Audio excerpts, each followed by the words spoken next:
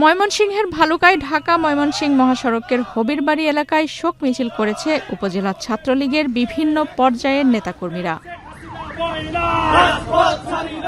11 August মঙ্গলবার বিকেলে আয়োজিত এই মিছিলে অংশ নেন সংগঠনটির বিভিন্ন পর্যায়ের নেতাকর্মীরা। মিছিলটি ঢাকা ময়মনসিংহ মহাসড়কের হবিরবাড়ি এলাকার বিভিন্ন অংশ প্রদক্ষিণ করে।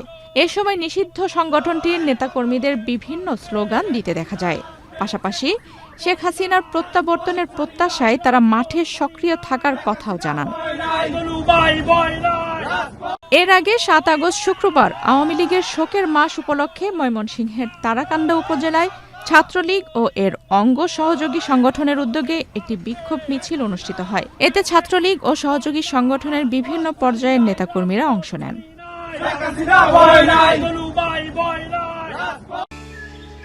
জায়গা কেনার পর কোনোদিন ভাবিনি বাড়ি দেখে যেতে পারবো। বাবা, তুমি করেছো জমি আর আমি করলাম বাড়ি। এখন থাকবে তোমার নাতি। বসুন্ধরা সিমেন্টের দৃঢ় গাঁথুনি গড়েছে 3 প্রজন্মের এক ঠিকানা। শক্তির মানদণ্ডে উত্তীর্ণ বসুন্ধরা সিমেন্ট। বসুন্ধরা সিমেন্ট, প্রজন্মের বন্ধন।